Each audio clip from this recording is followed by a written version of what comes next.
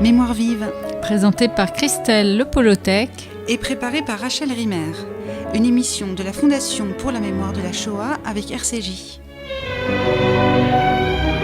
Bonjour, à l'occasion de la 2e édition de l'Université judéo-espagnole qui a eu lieu à Paris du 7 au 12 juillet avec le soutien de la Fondation pour la mémoire de la Shoah, nous recevons aujourd'hui François Hazard, vice-président de l'association Aquí Estamos, et Janine Gerson, auteure de Bella, itinéraire mémoriel, paru chez Edilivre.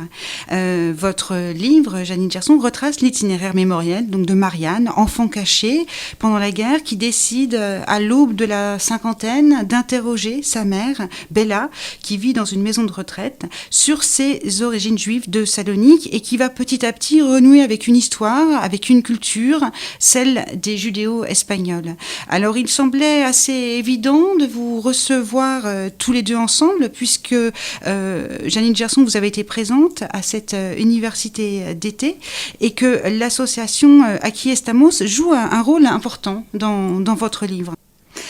On va parler maintenant de ce livre, justement, Bella. Avant toute chose, je ne sais pas trop comment le présenter. C'est un roman, c'est une biographie, c'est une autobiographie. C'était justement l'objet de cette conférence à laquelle vous avez participé à l'université.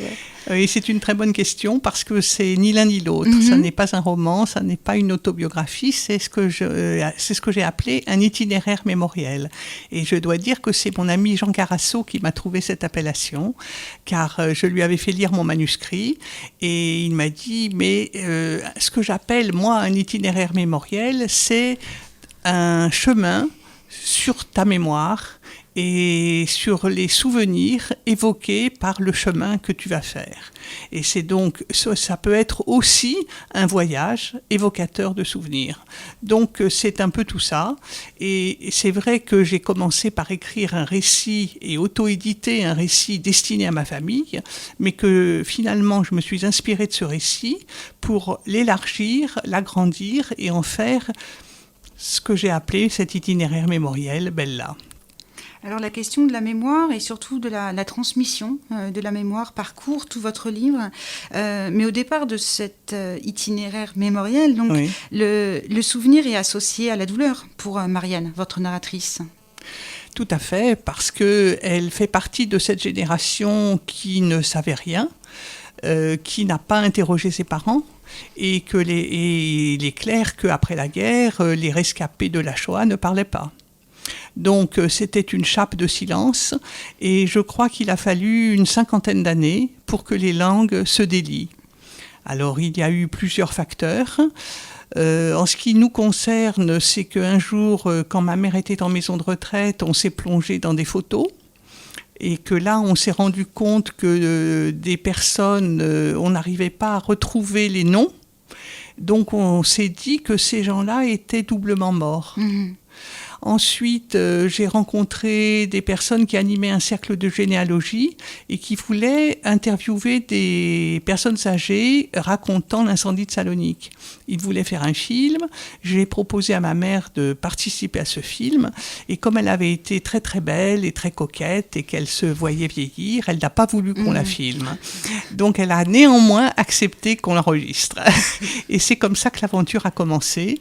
Donc j'allais la voir et au fur et à mesure que j'avais ces rendez-vous qui étaient devenus un rituel entre elle et moi, je me suis rendu compte que d'une part, ça la libérait parce qu'elle se sentait gratifiée, écoutée, et que tout d'un coup, sa parole se libérait. Et ce que j'ai voulu montrer, c'est que petit à petit, elle parlait en évoquant ses souvenirs, mais que surtout, ces souvenirs influençaient mon présent. Et non seulement votre présent, mais c'est ça qui est très frappant, c'est qu'on voit la succession, la transmission de génération en génération. C'est-à-dire que Bella, je vais l'appeler Bella, là, oui. On va faire... tout à fait. A longtemps tu son passé, et Marianne a aussi beaucoup de mal à se replonger dans cette période, particulièrement cette période de la guerre où elle était enfant caché, et il faut l'intervention de son fils pour qu'elle accepte d'y faire face. Je crois que c'est le rôle de nos enfants, de nous booster un peu. Et effectivement, mon fils a été très actif dans ce devoir de mémoire et de transmission. Et je crois que c'est le cas dans beaucoup de familles où ce sont les petits-enfants qui libèrent la parole des grands-parents. En même temps, dans ce processus, Marianne avait déjà interrogé sa mère. C'est-à-dire qu'elle avait commencé ce travail-là et en ricochet, finalement, son fils va... Moi, je crois que ce sont les pièces d'un puzzle qui se mettent en place et que petit à petit, le moment était venu pour Marianne de se poser des questions et de retrouver ses racines. Et puis, je crois qu'en interrogeant sa mère, elle s'est rendue compte que sa mère ne lui avait pas transmis ses traditions, mais qu'elle-même se sentait coupable, finalement, de ne pas avoir transmis ses traditions à son fils. C'était évident à ce moment-là.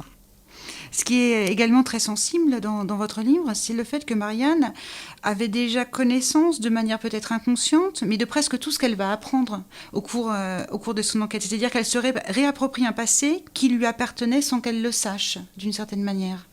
Oui, mais je crois que c'était occulté, qu'elle ne voulait pas revivre cette période, car c'était pour elle trop douloureux, et que c'était une façon de vivre dans le présent.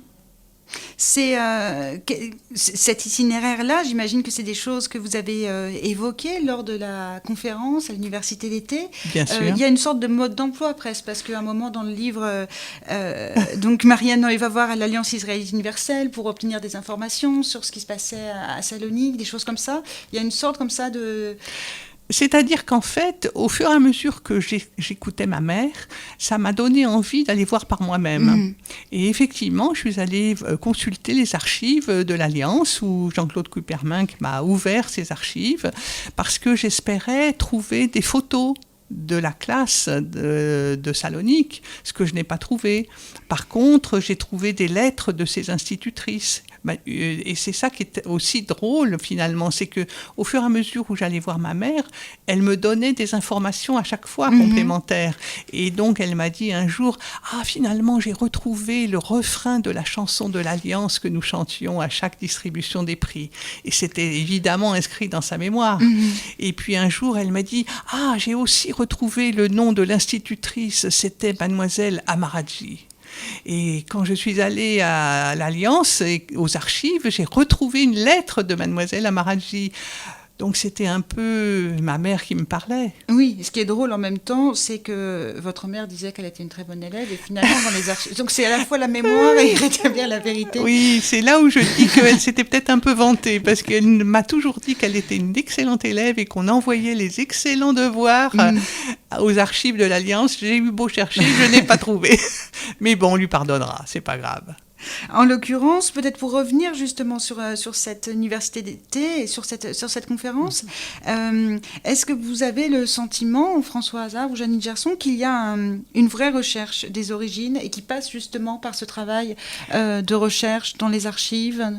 Tout à fait. Je peux vous dire qu'à la fin de mon intervention, certaines personnes sont venues m'interroger en me disant comment est-ce que vous avez fait, où est-ce que moi je pourrais retrouver, j'ai des ancêtres à Salonique, mes grands-parents viennent d'Istanbul, est-ce que vous avez trouvé, comment est-ce que je peux faire ? Et une autre dame m'a demandé mes coordonnées tout de suite en me demandant de l'aider à écrire son livre.